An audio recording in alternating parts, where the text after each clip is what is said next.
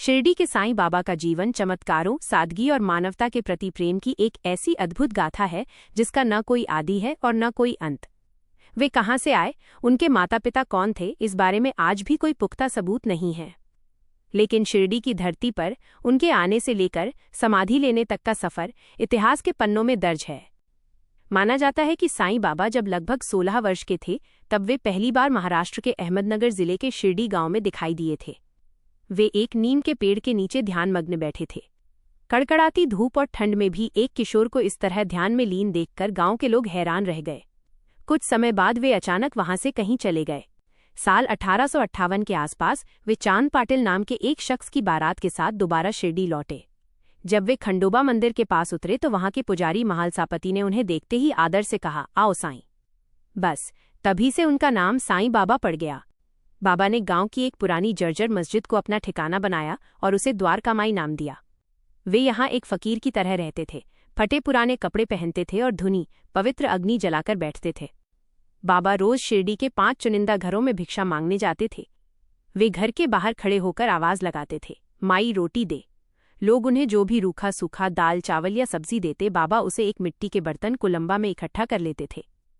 हैरानी की बात यह थी कि उस बर्तन से कुत्ते, बिल्ली, कौवे और गरीब लोग भी बेझिझक खाना खाते थे और बाबा कभी किसी को मना नहीं करते थे। वे कहते थे कि हर जीव में ईश्वर का वास है। भिक्षा मांगकर बाबा ने समाज को सिखाया कि अहंकार को कैसे खत्म किया जाता है। द्वारकामाई में रहते हुए बाबा के जीवन में ऐसी कई घटनाएं घटीं जिन्होंने लोगों के संशय को अटूट विश्वास में बदल दिया। बाबा रोज शाम को द्वारकामाई मस्जिद में मिट्टी के दिए जलाते थे। इसके लिए वे गांव के बनियों से तेल मांगकर लाते थे। एक दिन बनियों ने मजाक बनाने के लिए बाबा को तेल देने से मना कर दिया। बाबा बिना कुछ बोले शांत मन से मस्जिद लौट आए। उन्होंने दियों में तेल की जगह पानी भरा और दिए जला दिए। पूरे गांव के होश उड़ गए जब उन्होंने देखा कि पानी से भरे दिए पूरी रात रोशनी बिखेरते रहे।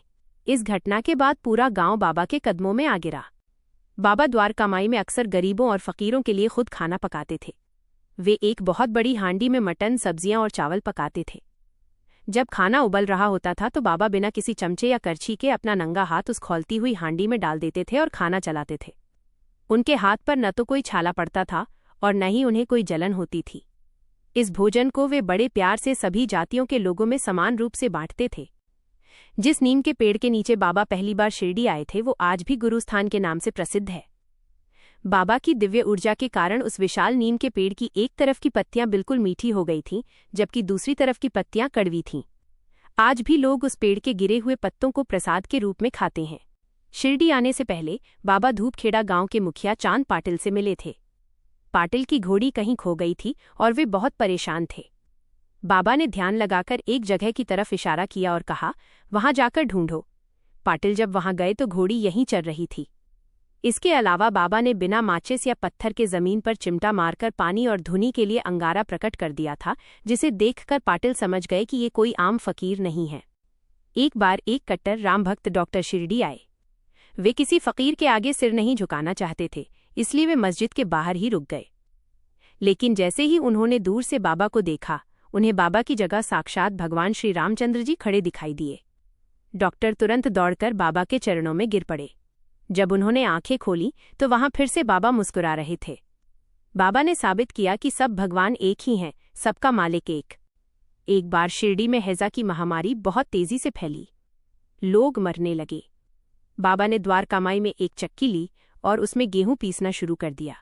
गांव वाले हैरान थे कि बाबा इस वक्त गेहूं क्यों पीस रहे हैं। बाबा ने पिसा हुआ आटा गांव की सरहद पर फेंकवा दिया। जैसे ही वो आटा फेंका गया, शिरडी से हैजा का नामो निशान मिट गया। दरअसल बाबा गेहूं नहीं बल्कि शिरडी के लोगों के पाप और बीमारियां पीस रहे थे। द्वारकामाई में बाबा जो धुनी जलाते थे उसकी आग एक दिन बहुत तेज धधक उठी। लपटें इतनी ऊंची उठने लगीं कि मस्जिद की छत जलने का खतरा पैदा हो गया। लोग डर कर भागने लगे। तब बाबा ने अपना सटका लाठी जमीन पर जोर से पटका और डांटते हुए कहा, शांत हो जा, नीचे उतर। बाबा के कहते ही आग की लपटें तुरंत शांत हो गईं। प्रकृति भी बाबा के नियंत्रण में थी। बाबा की धुनी से जो राख निकलती थी उसे ऊदी कहा जाता है। बाबा अपने भक्तों को प्रसाद में यही ऊदी देते थे। एक बार एक भक्त की बेटी को बहुत तेज बुखार था और वो मरने की कगार पर थी। डॉक्टर हार मान चुके थे। उस भक्त ने बाबा की ऊदी को पानी में मिलाकर अपनी बेटी को पिलाया और उसके माथे पर लगाया। कुछ ही घंटों में लड़की का बुखार पूरी तरह गायब हो गया। बाबा की ऊदी ने लाखों लोगों के असाध्य रोगों को ठीक किया। एक बार शिरडी में एक छोटा बच्चा खेलते खेलते पानी से भरे गहरे कुएं में गिर गया। लोग चिल्लाते हुए कुएं की तरफ भागे, लेकिन जब लोगों ने अंदर झांका तो वे हैरान रह गए। वो बच्चा पानी में डूबने के बजाय हवा में ऐसे तैर रहा था जैसे किसी अदृश्य हाथ ने उसे ऊपर उठा रखा हो।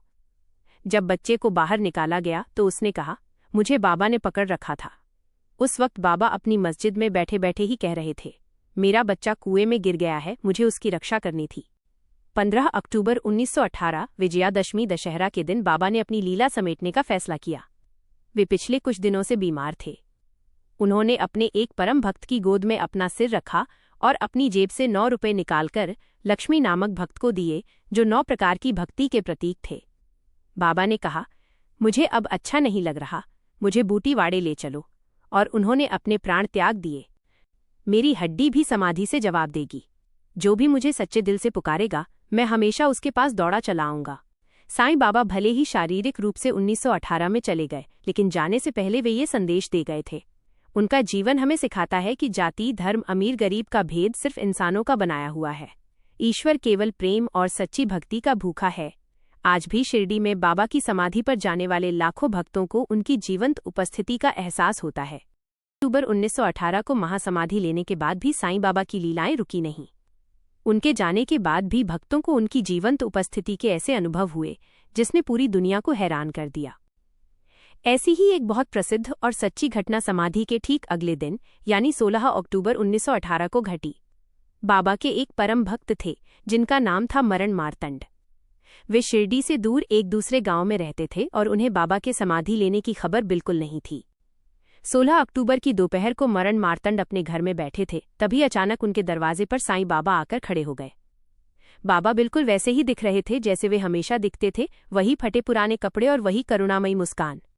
बाबा ने मरण मार्तंड से कहा, तारांकन, मैं शिरडी से यहाँ तुमसे मिलने आया हूँ। मुझे बहुत भूख लगी है, क्या मुझे कुछ खाने को दोगे? मरण मार्तंड बेहद खुश हो गए। उन्होंने बड़े प्यार से बाबा को बाजरे की रोटी और सब्जी परोसी। बाबा ने बड़े चाव से वह भोजन खाया और फिर मरण मार्तंड के सिर पर हाथ रखकर आशीर्वाद दिया। जाने से पहले बाबा ने उनसे कहा, अब मैं जा रहा हूँ, लेकिन याद रखना, मैं कहीं गया नहीं हूँ, हमेशा अपने भक्तों के दिल में हूँ। इतना कहकर बाबा जैसे ही घर से बाहर निकले, वे हवा में ओझल हो गए। इसके कुछ दिनों बाद जब मरण मार्तंड शिरडी पहुंचे तो वहां का नजारा देखकर उनके पैरों तले जमीन खिसक गई।